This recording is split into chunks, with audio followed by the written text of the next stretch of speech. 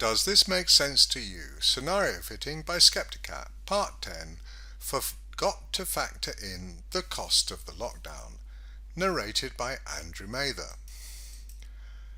The cost of the lockdown. Action if acting in the interest of the population. Model lockdown consequences. Estimate and model the loss of life and quality of life costs to lockdown versus no lockdown scenarios. Share the estimates and rationale for policy choices with the public. UK government action. Ignore lockdown consequences. Such analysis was either not done or the results of it were not shared with the public. The cost of the lockdown. Unprecedented measures. Deliberately shutting down the economy is a measure so extreme that there is no precedent for it. Never done before, for any reason. The UK managed to achieve the highest coronavirus death rate in the world, coupled with the worst damage to the economy. That's quite a feat. So what analysis went into producing this outcome? It's hard to see what analysis could have possibly justified such awful policy choices. It appears, though, that such an analysis was not even performed. The costs were not weighed up. The cost-benefit was not considered at any point. How is this possible? The UK economy has grown on average 2 to 2.5% a year since World War II and 1.5% to 2% a year in the last 10 years. Last year it grew by 1.4%. Contrast this with the minus 20.4% decline in the GDP in April alone. 10 to 15 years of growth wiped out in 1 month, and this is just the beginning. This isn't about money. The health of the economy translates directly into employment, quality of public services, healthcare, education, infrastructure, mitigating poverty. It also translates into quality of life. And now we're facing an economic decline not seen since the Middle Ages. It's not the rich who pay the price. They are unaffected or even benefit. An impoverished economy means mass poverty and mass unemployment, stress and despair on a mass scale, lives of hopelessness devoid of meaning, poor health care, increasing mortality from all causes, education failing our children who face meagre prospects of creating a stable life and building a family when they grow up. The economic devastation caused by the lockdown has consequences that were no harder to forecast than it was to model coronavirus deaths. The government made a decision that is causing an unprecedented destruction of people's lives, a decision without any historic precedent, and they didn't bother to estimate the costs and the likely consequences and to weigh them up against any expected benefits. The real task of government is managing trade-offs. Is it difficult to model the economic impact of policy measures? No, there's an army of economists and financial analysts doing it as a day job. Is it difficult to model the social consequences? No, plenty of think tanks and social scientists. Did they not have the resources to afford a few models and analysts? Well, if they can afford 100 billion for furlough, they surely could have paid for a few consultants. So why were the likely consequences of the lockdown not considered? Why? The financial and economic consequences of the lockdown aren't just an impoverishment of the population and of public services. The lockdown has targeted small businesses specifically while benefiting multinational corporations. It is a de facto reallocation of wealth from small business owners and the middle class to large corporations and the wealthy. Some businesses have closed already. Others, such as restaurants, are operating with a new set of rules that make it impossible for them to remain solvent. And as the demand for welfare spending increases sharply, while the economic destruction means vastly lower tax revenues, inevitably large numbers will slip into desperate poverty, even starvation.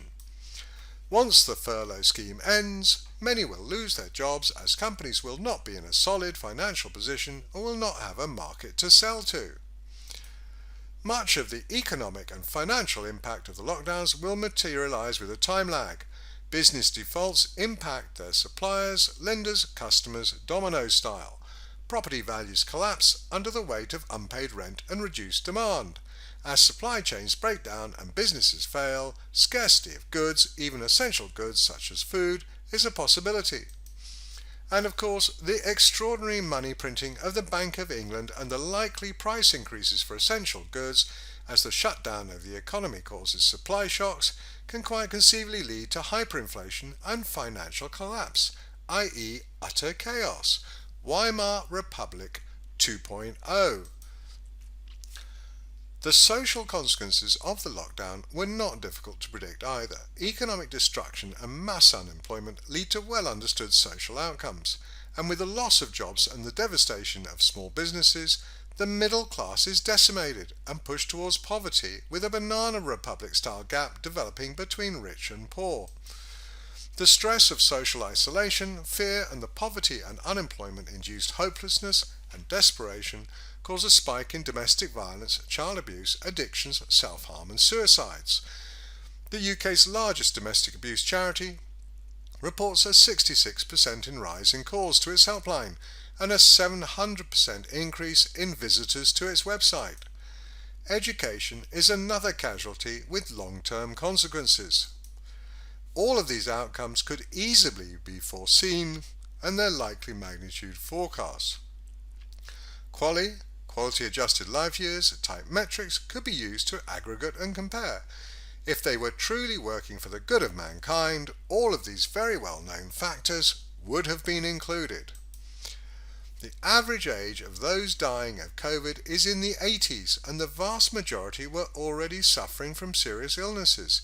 Any life years lost type calculation would have advised against these unprecedented irrational lockdowns. Even more so if we factor in the colossal long-term decline in quality of life as a consequence of the lockdowns. But if we restrict ourselves purely to number of lives lost, even that very narrow assessment suggests that the lives lost due to the lockdown outstrip the number of lives lost due to COVID. Even though the government did not care to look into this, experts have warned already back in March. The lockdown deaths have already been mounting, see Part 9, but much of it will occur in future. Deaths due to worse health outcomes caused by deprivation and poverty, deaths of despair, deaths caused by the impoverished healthcare infrastructure. There is a strong correlation between life expectancy and the economy, and the NHS policy of cancelling and delaying diagnostics and treatments will make the UK lockdown death count even worse. Add to this the deaths caused by the lockdown, mandated isolation, and the resulting stress. The already dramatic deterioration of mental health across the population is another ticking time bomb that is sure to translate into further mortality from addictions, suicide, and violence. In addition to the deaths and destruction being caused in the UK by the lockdown in Western countries also have a serious knock-on effect on the Third World. Our governments don't bat an eyelid at their policies pushing tens or even hundreds of millions of the Third World into starvation. The world has never faced a hunger emergency like this, experts say. The government never communicated about assessing the costs and consequences of the lockdown. Where was the Neil Ferguson equivalent with a model on the expected costs, loss of life and quality of life consequences of the lockdown? It appears some in government were concerned, but Matt Hancock put that concern swiftly to bed, saying it was not part of our internal analysis. There were several alternatives to the unprecedented devastating lockdown. The vulnerable could have been protected at a fraction of the cost, leaving the livelihoods of the majority intact. Why were alternative solutions not modelled? Democratic accountability dictates the government should have explained the analysis supporting the lockdown policy, and the arguments and reasoning for the lockdown should have been exposed to public scrutiny. No such communication took place, either because there was nothing to talk about as no proper assessment was ever done, or if there was, then the conclusions from the assessment must have suggested that the lockdowns were the wrong policy, and so the results were not shared with the public.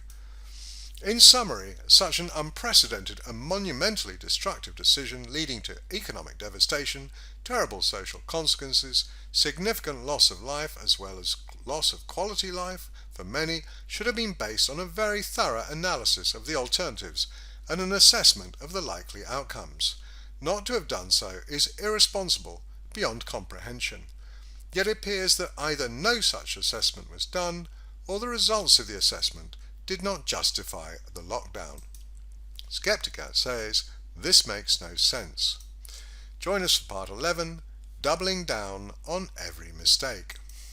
Thank you for watching. You can reach me, Sceptikat, at sceptikat@peerlessreads.com. Andrew and Kat see that, or privately at kat@sceptikat.com.